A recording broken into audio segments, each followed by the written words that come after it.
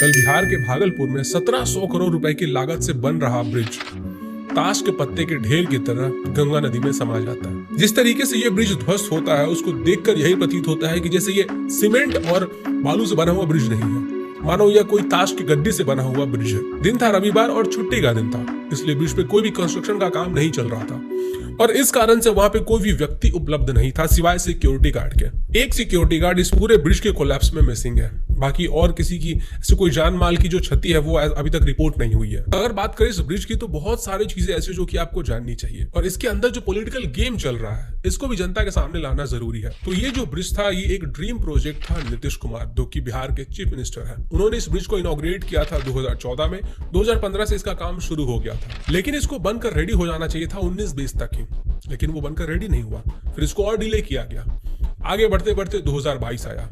2022 में भी इसी पुल का कुछ हिस्सा वापस से ध्वस्त हो गया था। हो सकता है कि कभी फ्यूचर में ये ब्रिज गिर ना जाए and here we all are witnessing ये ब्रिज गिर चुका है। रविवार नहीं होता तो अभी तक न जाने कितने लोगों की जान चली गई होती। अगर मेरे हिसाब से आप मानो तो ये ब्रिज गिर गया, ये बहुत अच्छी बात है, क्योंकि अगर ये ब्रिज शुरू होता उसके बाद ही गिरता तब जो नजारा होता वो बहुत ज्यादा भयावह होता। तो ये ब्रिज पहले ही गिर गया, ये अच्छी खबर है। देखिए ये ब्रिज जब बनना शुरू हुआ था तो उस समय पे भारतीय जनता पार्टी और जनता दल यूनाइटेड का गठबंधन था, मतलब नीतीश कुमार की जो गवर्नमेंट थी वो बीजेपी के साथ अलायंस में थी। फिर इसके कुछ सालों के बाद बीजेपी से नीतीश कुमार का अलायंस टूट जाता है और उनका गठबंधन हो जाता है राष्ट्रीय जनता दल से, यानी कि जो लालू यादव जी की पार्टी है उनके साथ। फिर पिछले साल 2022 में ये जो ब्रिज होता है वो वापस से गिर जाता है। तब इसके ऊपर तेजस्वी यादव जी कहते हैं कि हम लोग इसकी छानबीन कर रहे हैं, जो भी चीजें होंगी पता लग जाएंगी, जो भी चीजें होंगी उनको सामने लाया जाएगा और इसको वापस से बनाया जाएगा। और इसकी जो कॉस्ट है वो हम लोग अपने पैसे से नहीं देंगे, मतलब जो गवर्नमेंट है वो वापस से इसको रिकंस्ट्रक्शन के लिए पेमेंट नहीं करने वाला है, जो कंपनी इसको बना रही है उन्हीं को करना होगा। पिछले साल ये जो ब्रिज गिरा था तो इसी के ऊपर उनके पार्टी के ही लोग सवाल उठाते हैं। उनके एक लीडर थे जो कि कहते हैं कि ये जो ब्रिज गिरा है इसके ऊपर जांच होनी चाहिए, छानबीन होनी चाहिए, क्योंकि अगर आगे ऐसा कुछ भी होता है तो ये बहुत भयानक हो सकता है। कि एक साल में पुल टूटने का कारण नहीं पता चल पाया है, अगर कुछ दुर्घटना फिर से घट जाएगा और किस कारण टूटा पता ही नहीं है। मैं ये भी माननीय मंत्री के संज्ञान में लाना चाहता हूं कि वहां से मुझे कुछ फोटो आया, वहां के कुछ स्टाफ ने मुझे दिया, तो मैं डीएम को, प्रधान सचिव महोदय को दिखाया।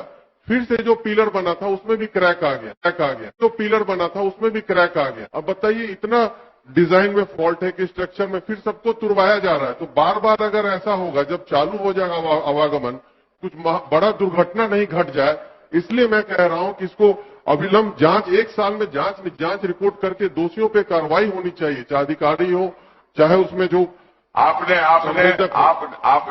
सारे इंफॉर्मेशन को दे दिया। माननीय मंत्री महोदय बस जवाब है, क्या इश्यू है ये तो जांच के बाद पता चलेगा पुल टूटने का कारण, और आप सदस्य को हम निश्चिंत रहने के लिए कहेंगे। इस चीज को हम खुद भी रिव्यू मीटिंग में देख रहे हैं। एक बार जांच रिपोर्ट आ जाएगी, जो दोषी होगा उस पर पूरी कार्रवाई की जाएगी और भविष्य में फिर से ऐसी घटना ना हो, क्योंकि आपने बताया कि कोई तस्वीर आपको भेजी गई है जिसमें क्रैक आया है, इसलिए ये निर्णय लिया गया है कि क्षतिग्रस्त पैन को तोड़कर नए सिरे से तैयार किया जाएगा।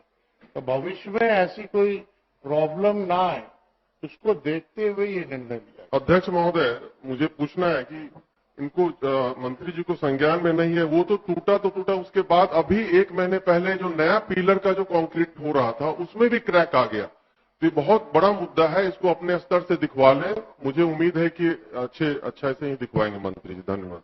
अगर ऐसी कोई बात होगी तो जरूर देखा जाएगा। किसी के जान माल का नुकसान ना हो, पैसे की बर्बादी ना हो, इसका सरकार जो है पूर्ण रूप से जो है ध्यान रखने का काम करेगी। आज भी करप्शन धड़ल्ले से हो रहा है, इतने बड़े बड़े प्रोजेक्ट्स में करप्शन हो रहा है। नीतीश कुमार का ड्रीम प्रोजेक्ट था उसमें भी घपला हो रहा है।